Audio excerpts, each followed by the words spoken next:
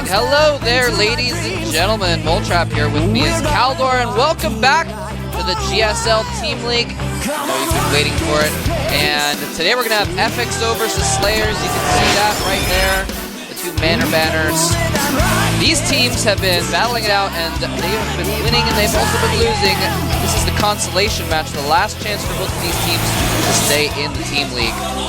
And both of them really want to go to Las Vegas, especially FXO. They are completely determined to battle their way through this Slayers team.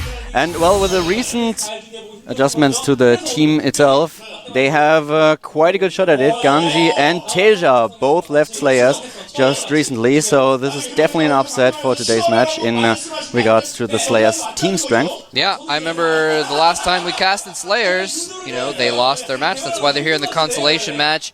And I was thinking, man, if only they had Ganji and Teja here, if they weren't abroad at global tournaments, then Slayers might have had a better chance of taking the game. And here they are, they're not going to have them at all now, so that is unfortunate for Slayers.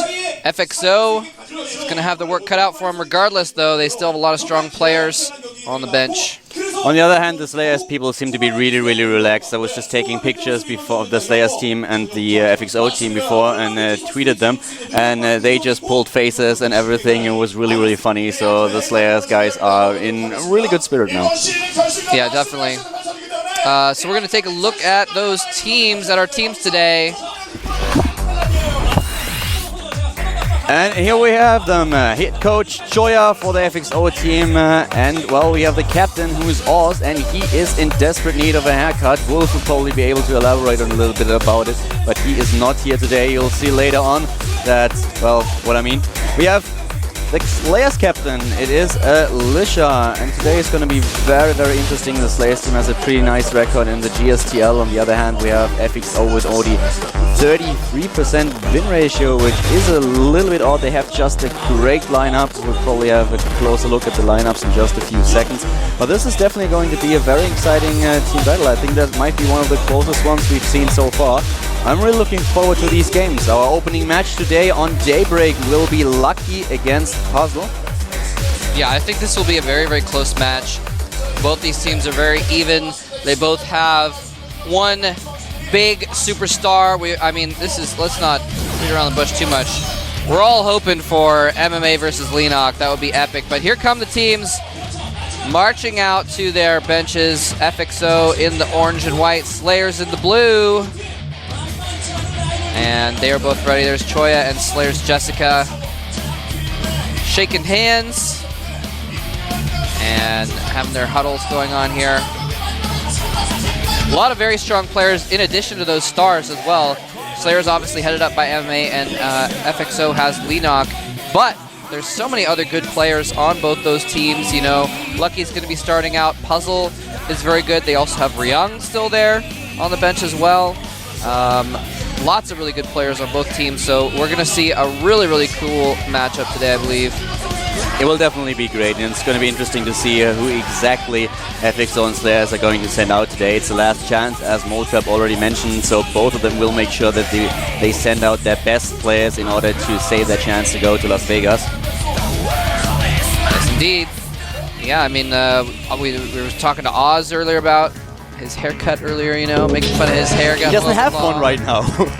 Anyway, we'll go through the roster here and see just exactly who they have. There is Oz himself, very fun guy. And Tier, we haven't seen much of him, but he's a potential competitor as well. The pro players for FXO, and here is the other first Terran. And the best, he has actually not had too much success in the individual leagues, but he's done well in the team league sometimes. Gumiho, we'll definitely very see him strong today. Terran. I'm sure we'll see him. FXO XD, formerly known as Innate Master. And there he is, the man himself, the boy himself, maybe Lenok. FXO Lucky is very strong as well. You do not want to underestimate the first player for FXO to send out. We have Whale, who made kind of his first appearance at the WCG that was also held in Korea. It was pretty interesting. Here's a quick look at the bench. Lenok to the bottom right. There they are. And look at that race distribution, very even. Win rate by race also pretty even. The Protoss is not having as much success. A little bit surprising considering the skill level of Oz. Very strong Protoss player. They tend to send out Choya sometimes. Well, I guess he sends himself out. And he's had middling success, actually. A lot of people, you know, kind of thought that Choya didn't really have a lot in him anymore, but he keeps going out in Team League, and if the situation is right, and he actually takes wins sometimes, so... Choya just qualified for Code A. He won his tournament at the Code A qualifier. That's right, that's right. So we'll see him next season as well. And here's the Slayers team. Very skilled coach. There is the Slayers team indeed, also with a skilled coach. Here's a closer look at their players. The first one is Alicia, the first Protoss player for the team. We have Puzzle, our opening player today. He has to face Lucky in the first match. Slayers Crank. He came out in the Team League before.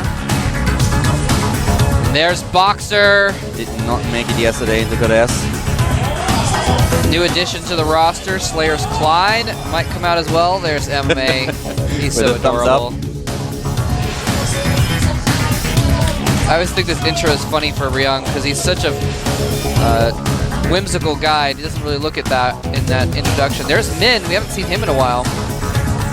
Koka as well, the second Zerg player for the lineup. And we have Mia, who actually does not ring a bell at all to me. I don't know. No, I'm not too familiar with him.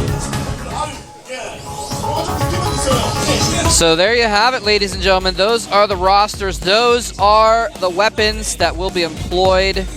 Those are the Pokeballs that Choya and Boxer will be sending out to battle each other. 4-3-3, again, a pretty even race distribution, although look at the Zerg win rate. They don't really have a very, very strong Zerg player. They have Min, of course, who is not too bad, and Koka as well, but on the other hand, it's not, none of those players is simply one that you would name if you would, or if you were about to name the top 3 Zerg players in Korea, the top 5. So yeah. It's a little bit of an upset in regards to the depth of the lineup. Yep, but at least Slayers, they used to be an all-Terran team, basically. Now they do have a couple good Protosses on board as well. Puzzle's going to be starting things off. Very solid Protoss player. And we're going to see what they can dish out. I think, you know, I think it's going to be really tough for Slayers. They have Puzzle out there. He's one of their stronger players. And I don't know, though. Lucky has such good Zerg versus Protoss that it's going to be really tough to take him down. ZVP is Lucky's best matchup, so it's definitely going to be a hard battle for Puzzle. And there they are, already in the booth. Both players were preparing before the match, and Lucky, he is ready. He wants to put his name out there. And here we have his GSL record with 58% win ratio in total, including his games against foreigners at, for example, Assembly. We have him with a win ratio of 67%. So a very, very accomplished player in regards to his matchup against Protoss. And it's not going to be easy for Puzzle, who is not too bad against Zerg, though. He is on a 60% win ratio overall with 15 wins and 10 losses. The second best matchup. Including a win against Zenio in the Team League the previous match. Although these guys did play actually in the end of January in the Team League when these teams met before, and Lucky actually beat Puzzle in that matchup. So Puzzle's very good, but Lucky may have his number. He may have the advantage here. Yes, Slayers Puzzle. His GSL record is 6 wins and 9 losses. His overall statistics are a lot better. And well, we'll see. The first game is always kind of a deciding factor. Both teams will have to see if they are the team that has to react to their opponent's choices. So this is going to be very interesting who loses the first game and which team will be the one who has to find some kind of deal how to figure out their opponent's lineup and their strength. It's always better if you can just react to what your opponent is throwing out and always counter them. So being in the lead, definitely great. Indeed, Puzzle with a .67 win rate there. An average win rate, I should say. So he definitely gets his fair share of wins in the GSTL. There the players are. They're just getting warmed up. Well, they're not getting warmed up, I suppose, at the moment. They've already warmed up. They've already got their settings in order. They are ready to go. Both players in the lobby. The map will be Daybreak. Nice big macro-oriented map. And that's the kind of map that Lucky likes in his Zerg versus Protoss, I gotta say. He is especially strong when he gets into a big, long, maybe not even long, but a big macro game where he can get at least 3 bases. And I think we're probably going to see something like that given the recent trends in ZVP. But the game is about to begin, ladies and gentlemen. The battle to save their chances to go to the finals. This is the consolation match. The loser is out completely. We're going to get started right now.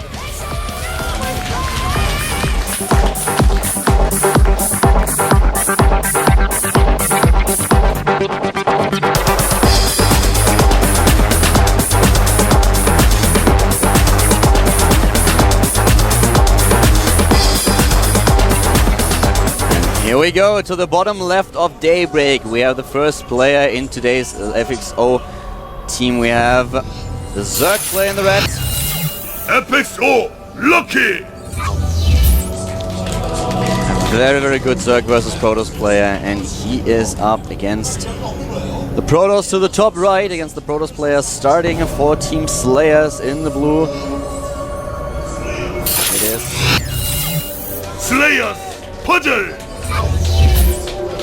Daybreak is going to be very, very interesting. There are a ton of Protoss players out there who currently struggle very, very hard against Zerg, and one of the reasons is because if you start with your Forge first expand, most Zerg players go straight for the third base, and it's very, very hard to take down the third, especially with Zerg players just getting the hang on the timings for all the attacks that Protoss can start. The 2-base attacks are kind of strong, especially when you execute them perfectly, but the Zerg players right now have the timing down cold.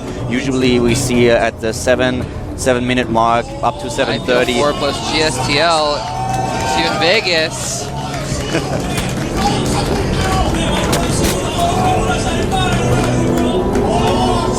Alright. Yeah, as I was about to say, at roughly 7 minutes to 7:30, you usually see the Roach Warren and the Evolution Chamber pop up, and this is exactly the timing you need in order to counter most of the builds that Protoss tries to use in order to take down the Zerg's third base with a second base timing push. We have, for example, +2 Blinkstalker attacks. We have also just 4 gates with a Stargate and the +1 attacks, so Zealots and the Void Rays. A very huge variety of builds that the Protoss can use, but right now Protoss players just try to find new builds, find different strategies, maybe even try to take a third instead of attacking, which is very hard to do. He actually just was trying to block the hatchery, but completely failed at it. Didn't really try very hard, and hatchery got down pretty quickly there. Although it wouldn't matter too much if he tried to block it with a pylon. Zerglings are going to be out before too long. But you're exactly right. It's just very difficult for both races, I guess, actually, to pull off those, pull off the timing attack. And if the timing attack is pulled off properly, difficult for the Zerg to defend it. So I usually try to put on a lot of pressure, try to deny the third base for as long as possible. Usually it's not possible to completely shut the third down, but you can at least delay it and force the Protoss player to stay on 2 bases for a while. And then you just try to get an additional fourth. You start with your check and you get this late game composition, which usually evolves around Brood Lords. But you have to be careful, because once the Protoss player gets a 200 supply army and can attack you, it's going to be very, very hard to beat this army, especially with the mothership in the picture. That's why you always have to keep a constant pressure on the Protoss player in order to just delay everything and get into a good position yourself. So it's going to be very interesting to see how exactly Puzzle is going to react to the build that Lucky is going to use. I expect him taking, there's the third. Takes it at roughly 4:40. Stefano, for example, is known to take the third base against Protoss at roughly 4 minutes and 20 seconds on this map. Alright, so we have the Forge expand went up, and it was very well done. Slayer's Puzzle, he didn't make the cannon until after an extra pylon, his gateway and everything. He played a little bit risky about it, but, well, not really risky, but he played greedy with it, I should say. Got a very good economy going, got his tech going very quickly as well. So basically both players content to just go ahead and macro up. We had Lucky only make 4 Zerglings, so he could take both the towers and have these 2 Lings chasing a scouting probe around as well. So yeah, we're just, like I thought at the beginning of the game, they're just going straight into macro mode.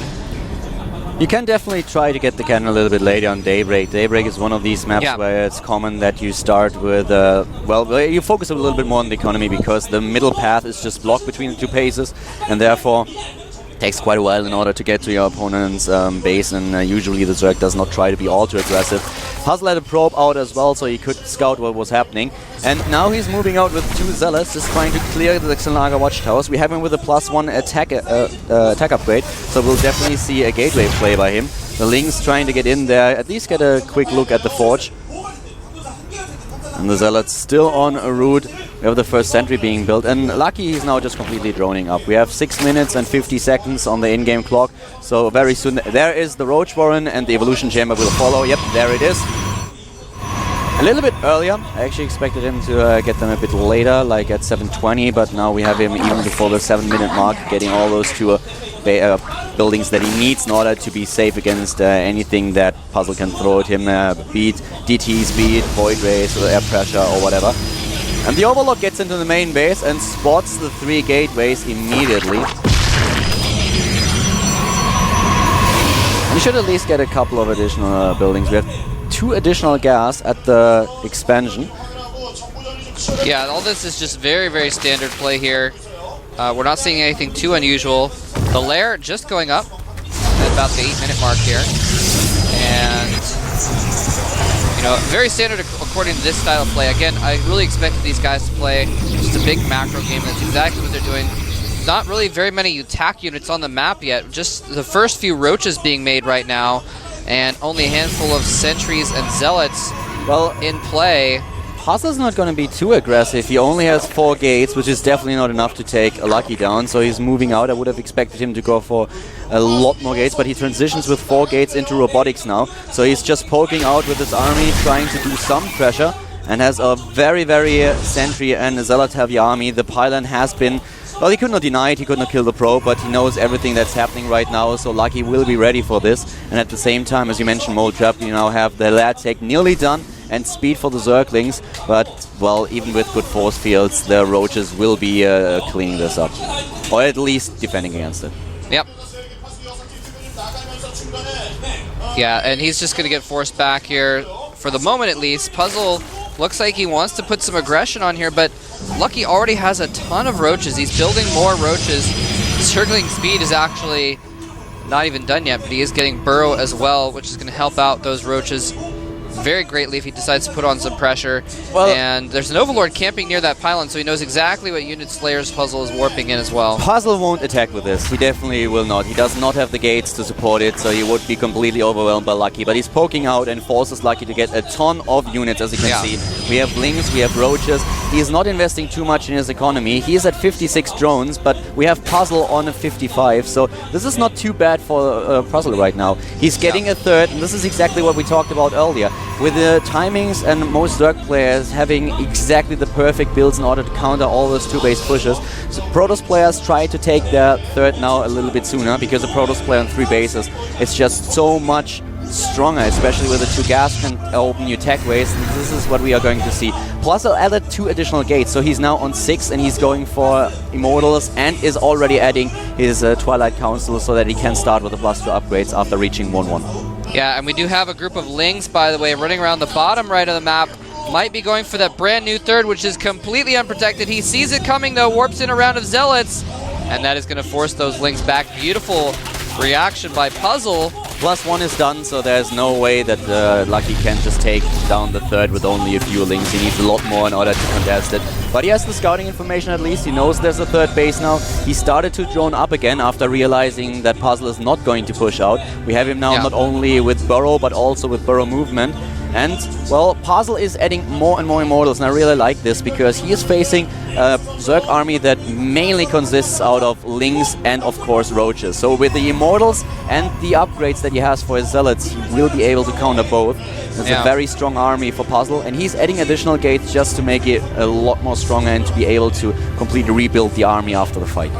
I was about to say that I was surprised that we hadn't seen Lucky get any lair tech since he's had his lair for a long time. I mean, obviously he's getting the upgrades, he's getting Roach speed, for instance, but we did finally see him make a Spire. That is the tech that he's going to go with here, and Lucky can do very, very well with it. very, very well with Mutalisks. I actually don't not expect him surprised by that. to get too many Mutalisks, to tell you the truth. We already have Blink on its way. He will probably just try to get an Infestation Pit as well. Maybe a couple of Mutas to harass him, but he will not commit too much to them. He already has too many upgrades for his ground army, but he will opt for, in the late stage of the game, we will see Brood Lords. That's true. Could just be for the later game as well. But it's just, it's handy to have that Spire around regardless, so that way, if they do come out with some surprise Colossus, you can make Corruptors to counter it, or something along those lines. But we're going to see the Spire is about to complete. He's actually busting down the rocks outside of Puzzle's base.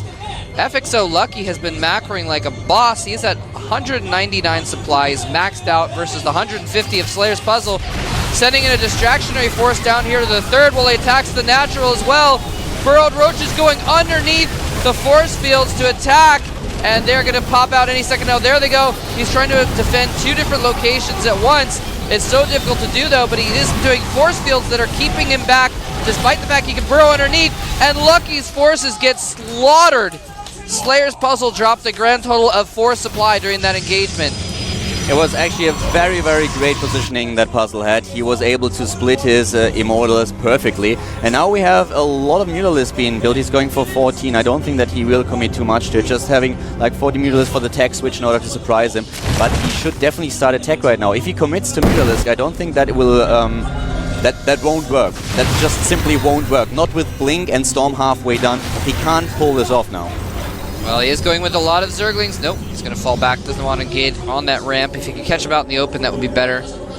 But he's not going to try it. He's instead going to go over here and try and combat on the third. And again, falling back. But that means that it's opening up his Lings and Roaches to run into the natural expansion. Oh my god, a huge mistake here by Puzzle. He did not pay attention to his main base, and he will lose a lot of economy. This is actually brutal. He should have at least kept a sentry there or a zealot for the warp in, but this is horrible. And he's getting all of his forces stuck on his own wall. They are not getting through into his main. The Zerglings have all died, but they did some damage in the main base as well. Surprisingly enough, Lucky only killed 5 workers with this attack. Oh, interesting. So very well defended. Might not have been worth it after all then. Very well defended by Puzzle. But he needs to be very careful, and I'm really surprised to see Lucky to commit this much to the Mutalisk. He has 21, and he has Storm against him, he has Blink against him, and the cannons in the bases as well. So this is very, very surprising to me. I thought he would take a lot faster to Brood Lords and try to get this tier 3 army while just staying on his Roach Link composition. Well, this is what Lucky likes to do. He likes to be mobile with his Mutalisks and ZVP, and so I wouldn't be surprised if we see him start darting into the main. I'm really actually a little surprised that he is engaging the front instead of trying to use the fact that Mutalisks can fly and Stalkers cannot to go into the main, but now he's going to be forced to defend. Lucky realizes that he has the advantage here. He's going to push across the middle of the map and try and go for the kill, and I don't know what Lucky can do about it. He doesn't have any other tech. He doesn't have Infestors yet. He doesn't have Hydralisks yet. He just barely got his Baneling Nest. As I said, this composition won't work for him.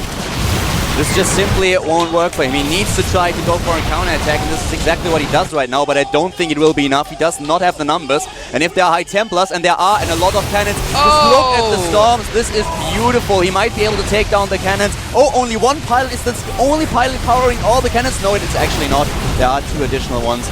But the warp-in round of Stalkers takes down most of the units, and here come 1,000 Spine Crawlers, but they come too late. Puzzle is moving in now, and he's on a 200 supply. Lucky is down to 160, and this is not gonna end well for Lucky. No, with those Immortals there, most of those Spines will never finish. Another Storm goes off on the Mutas, and the Stalkers polish them all off. Ladies and gentlemen, the master of Zerg versus Protoss has been completely outplayed by Puzzle. It looked as if Lucky had the advantage, but he threw away the advantage, doing virtually no damage, and the counterattack forces a GG. Slayer's Puzzle takes game number 1 and an early lead. That was very, very well played by Puzzle. Usually what you expect as a Protoss, as a Zerg player on this map is an attack on the third. And this is exactly what Lucky expected. He expected to see some kind of maybe a 6-gate attack, Blink Stalkers with +2, something along those lines. But the only thing that Puzzle did was he got 4 gates, he pushed out a little bit with his with his Sentry and his Zealots, and did not attack, he did not commit to it, and just expanded behind it. And suddenly there was this third base that Lucky could not take down. Lucky prepared for an attack, he got tons of units, he cut back on his drone production, was an even economy with his opponent. And from this point on, it was basically already an uphill battle for Lucky, because with the 3 bases, Puzzle could just get everything he needed. He went immediately for Storm, even before we saw the first Mutalisk. He got the Blink upgrade as well, and Lucky committing to the Mutalisk, this was just a mistake. He kind of misread his opponent in the early stages of the game, and so Puzzle got a nice advantage, and after he was able to throw this beautiful attack, by the way, by Lucky when he split his 2 armies, but Puzzle was ready for it, and after he defended against this push, Lucky was in a very bad spot. Yeah, that's pretty much all there was to it. A very nice defense there. I'm a little surprised by Lucky's overcommittal, I guess, a little bit, but Puzzle's defense was so perfect at all different points. Even going back to when those Lings tried to run into the third, he saw it coming, warped in some Zealots, no damage done. No damage done at all. And that's pretty much what it came down to, is that everything Lucky did, Puzzle didn't take damage from it. The big problem that Puzzle had was when he forgot to just warp in one Zealot, or at least leave a sentry behind in order to close the gap at his wall in. So suddenly there were all these units running in, but he did not go for hold position. Actually, we might just see Gumiho now against... I think that would be a good choice. Puzzle, to tell you the truth. Let's see. But that is Oz getting ready. Wow. The PvP Master is coming off the bench to take out his fellow Protoss brethren. I would actually expected them to save up Gunimi, to save up Oz for a little bit later, and I expected to see a German player now against Puzzle. This is pretty interesting, especially with Puzzle having a very bad record. Well, kind of bad record, bad for... it's his worst matchup. He's still on 53% win ratio, but in overall it's his worst matchup. So I'm a little bit surprised to see Oz on the bench, because Puzzle's best matchup is actually PvP. Oz is known for his great mirror strategies, but at the same time sending him out against Puzzle is taking a little bit of a gamble. I'm surprised here. Yeah, it is a little bit of a gamble, but I mean, Oz has come through in the past for his team in Protoss versus Protoss games, and I mean, he just is so good at it that I think it's still a strong choice. It's we're gonna have to see what map they decide to put him out on, but yeah, Puzzle is close to 80. I'm sorry, Oz is close to 80% win rate in his PvP games. Oz has a great record. He is probably one of the best PvP players out there, if not the best. But I wouldn't have taken this gamble. Yeah. Well, against ZeNEX, he actually beat Avenge and Nextream, both Protoss players as well. So he's done well against Protoss in the Team League before. But I do agree that it's definitely a little bit strange to see that. I like the fact that they put in Oz in his best matchup. But anyway, we're going to take a quick break, though. We will come back in just a few minutes to see what happens in game number 2. Don't go anywhere. Vegas.